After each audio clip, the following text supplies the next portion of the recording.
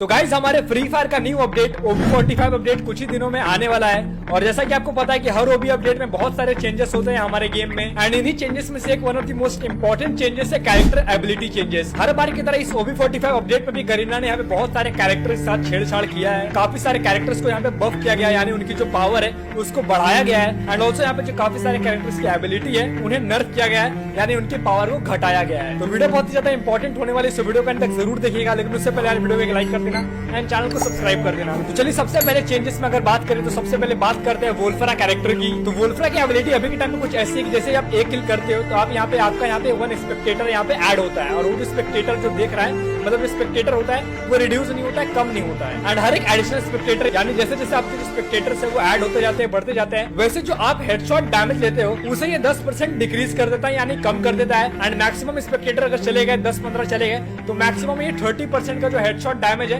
उसे रिड्यूस कर देता है। बट यहाँ पे OB45 अपडेट के बाद यहाँ पे वोल्फ्रा में जो हमारा डैमेज रिडक्शन है, ये जो हमारा डैमेज कम होता है यानी हमें जो डैमेज कम पड़ता है उसको यहाँ पे डिक्रीज कर दिया गया है। अभी के टाइम पे जो हम लोग को डैमेज पड़ता है वो 10% कम हो जाता है, एंड मैक्सिमम में 30% तक जाता है डिक्रीज रिड्यूस होने में। बट अपडेट के बाद ये जो रिडक्शन परसेंटेज है उसको यहाँ पे 10% से 7% कर दिया गया है। एंड साथ ही यहाँ पे जो मैक्सिमम हेडशॉट का रिड्यूस किया गया है डैमेज वो यहाँ पे 21% है। अभी के टाइम पे हर हेडशॉट डैमेज पे आपको जो यहाँ पे डैमेज पड़ता है वो यहाँ पे 10% तक कम होता है और मैक्सिमम 30% जाता है। अपडेट के बाद ये चीज यहाँ पे 7% ही रह जाएगा और मैक्सिमम ये 21% ही जाएगा। एंड अब चलते सेकंड कैरेक्टर चेंज की तरफ। तो हमारा जो सेकंड कैरेक्टर होने वाला है वो होने वाला है एंड्रयू कैरेक्टर। एंड्रयू का जो आर्मर यानी वेस्ट और हेलमेट का जो डैमेज है वो अभी के टाइम पे जो उसकी आर्मर ड्यूरेबिलिटी है वो यहाँ पे लॉस डिक्रीज होती है अभी के टाइम पे 25% तक ही।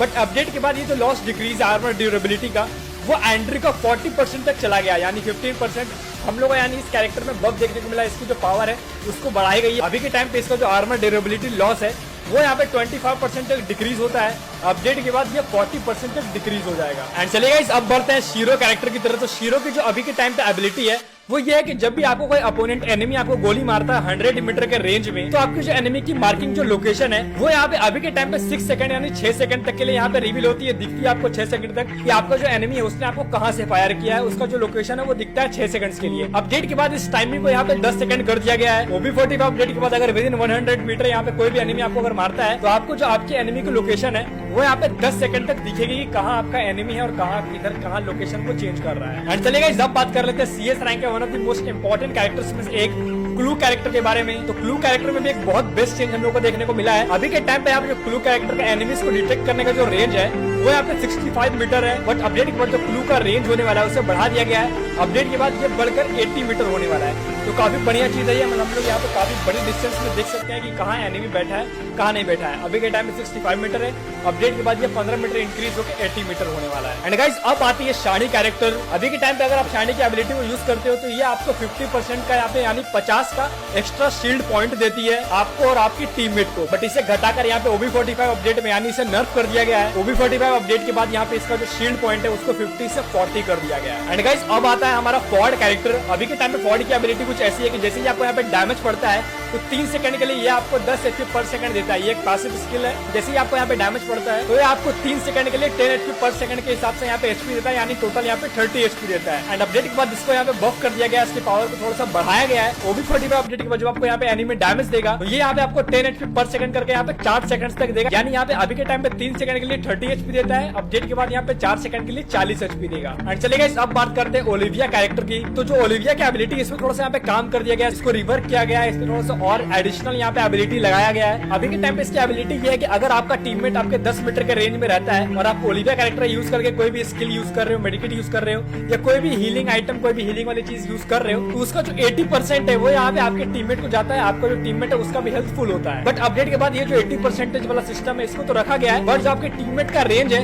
उसको यहाँ पे 15 मीटर कर दिया गया है 10 मीटर से। एंड ऑल्सो एक एडिशनल चीज ये ऐड हुई है कि जब भी आप मेडिकेट या कोई भी हीलिंग आइटम यूज करोगे तो उसका 30% आपको एक्स्ट्रा मिलेगा, यानी 30% आपको एक्स्ट्रा हीलिंग मिलेगा। एंड चलेगा जब बात करते हैं कैपेला कैरेक्टर के बारे में। इसकी एबिलिटी अभी के टाइम पे क्या है वो भी मुझे समझ में नहीं आ रहा है, और अपडेट के बाद क्या होने वाला है इसकी एबिलिटी में वो भी मेरे को समझ में नहीं आ रहा। मैंने बहुत ट्राई किया समझने का। थोड़ा सा मुझे समझ में ये है कि अगर आप हील पिस्टल से अपने टीममेट को यहाँ पे हील करते हो तो उसका जो हीलिंग इफेक्ट है वो उसको 20% एक्स्ट्रा मिलेगा। बट ये जो स्टार्टिंग में लिखा हुआ है heal teammates with ammo by 20% of the damage dealt, ये मेरे को समझ में नहीं आ रहा है क्या एमो से कुछ हील करने का बात हो रहा है। बट इसकी जो एबिलिटी है उसका पूरा रिवर्क कर दिया गया है। इसका लोगो में आप देख सकते हो अभी के टाइम पे कुछ माइक वाइक बना हुआ आ रहा है, बट अपडेट के बाद ये टीममेट को हेल्प करने वाला कैरेक्टर बन जाएगा, काफी बढ़िया बन जाएगा। अब देखते हैं क्या होता है। अभी के टाइम पे इसकी एबिलिटी मेरे को समझ में नहीं आ रही, तो मैं ज्यादा ज्ञान दूंगा नहीं। एंड चलिए गाइस, अब सबसे इंपॉर्टेंट बात करते हैं हम लोग हमारे एक्टिव कैरेक्टर स्किल्स के बारे में, यानी जो हमारे एक्टिव स्किल वाले कैरेक्टर्स हैं। तो सबसे पहले बात कर रहे थे हम सभी के फेवरेट डीजे आलोक के बारे में। तो आलोक कैरेक्टर में एक चेंज किया गया है, शायद ये पहले भी ऐसा ही था, बट इसको उंगली करके ये लोगों ने फिर खराब कर दिया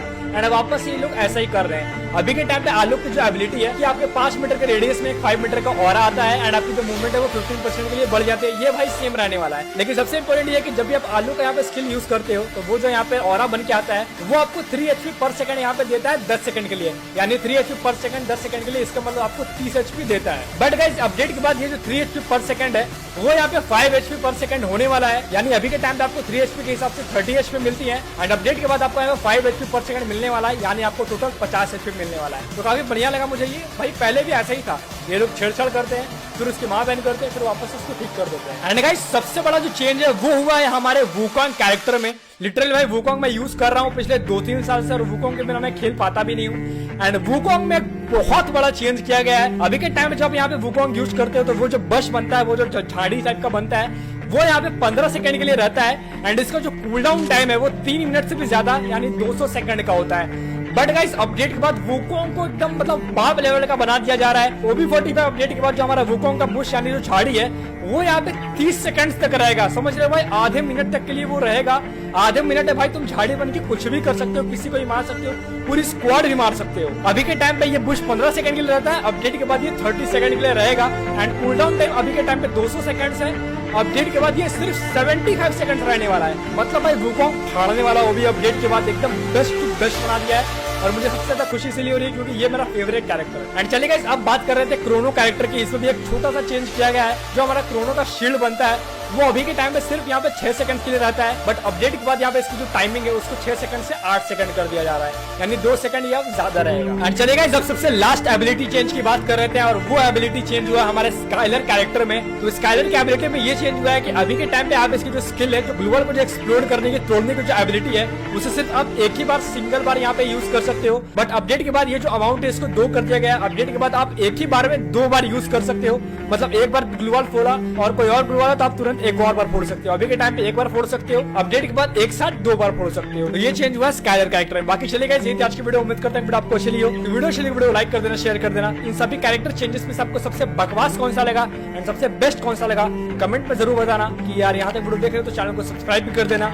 मिलते हैं अगली वीडियो में, तब तक के लिए थैंक्स फॉर वॉचिंग।